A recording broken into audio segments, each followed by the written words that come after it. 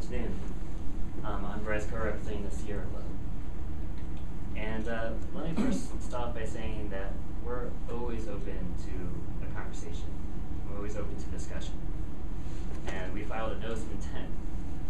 It's initiating a lawsuit down the road, but right now it's just a notice of violations that we've detected. Because as you've seen, I've been in this room a lot. And I've seen a lot of things happen this past year that are very concerning. And particularly around the way the decommissioning study has come about, the way it went, now it's coming back, 26-hour notice. I mean, there's a lot of questions about how this whole process is being run. And our members are very concerned about this, and obviously a lot of the community is. I think this is something we all share. And when you talk about these risks of looking ahead and trust with utilities, we're seeing mismanagement. Go back to the wind proposal earlier this year.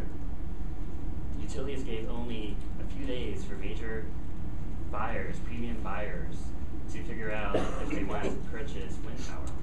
We're talking about the military, we're talking about big companies in the area, colleges, and of course they couldn't commit to anything. And so 2 days later at the utilities meeting, the proposal that the EIRP recommended at 50 megawatts with half premium, where the majority of the public said, yes, we would do a small percentage increase for this, said, oh, we can't have premium purchasing, therefore, we are going to have too much of a percentage increase, and we're just going to table this for now. Well, lo and behold, a few months later, behind the doors, wherever you guys were, I had an agreement with the military, which is great. And we certainly appreciate the fact that we are doing this agreement with Xcel for, I think it's about 12 megawatts of wind power, but it could have been 50 megawatts. And that whole process seemed to have just been misled from the beginning, the way it was proposed. Now you look at the decommissioning study.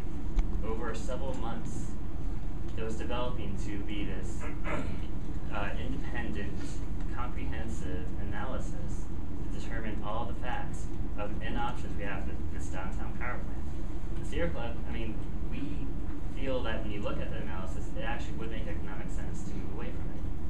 I submitted a study, I think about 2 months ago, from the Southwest Energy Efficiency Project. They said that if we met the same guidelines and the same process that other utilities had along the Front Range, we could in 10 years reduce our energy by about 150 megawatts.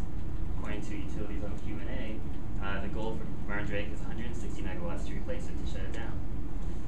So there's that study, and whether or not that's fact, I'm sure you have some responses to that, but that's never been analyzed.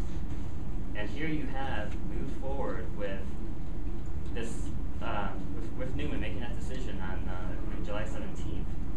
I mean, you don't just throw in 120 million up to 150 million, whatever it's going to be at the end of the day, and just expect it to say, oh yeah, we'll still shut down this power plant in maybe 10, 15, 20 years. Because suddenly you invested that cost, and it's in your interest as representing your ratepayers to hold on to that investment as long as you can.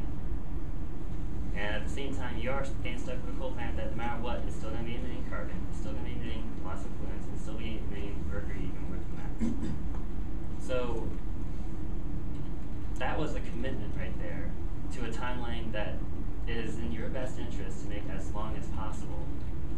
So those two are very interlinked. They are one and the same. Martin Drake has Newman. It is the same thing. And so now that we're looking ahead, this decommissioning study is already biased. We haven't looked at this analysis because maybe Newman, maybe we can't get rid of it in 10 years. Maybe the agreements that come out in the years in the future when there has to be maintenance and all these questions that come with how deep is Newman in this agreement.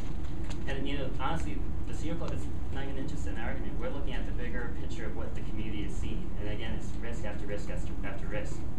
And yes, all across the country, there are utilities that are in a non-attainment status that are facing issues with the Clean Air Act.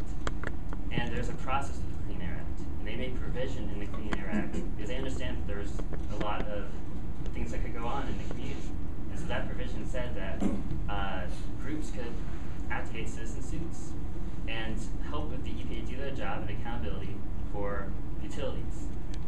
And so in analyzing through routine analysis of utilities we do across the country, we saw that and identified 37 violations in which the Clean Air Act was not followed. The process of the Clean Air Act says that anytime you make a modification to a major polluter that could impact its emissions, Martin Drake and Ray Nixon, that process has to go through New Source Review. It has to go through a bunch of channels.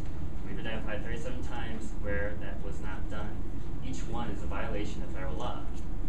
And so this obviously is a major concern. And this is in addition to everything else I said.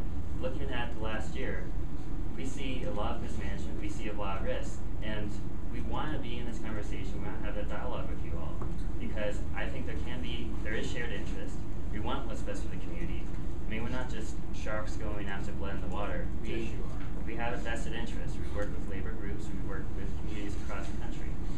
The Sierra Club represents local groups, represents Colorado Springs here.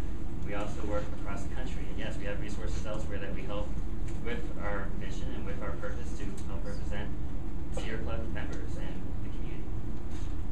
And so those are the concerns we have, but again, I want to encourage conversation here because that's where we're coming from.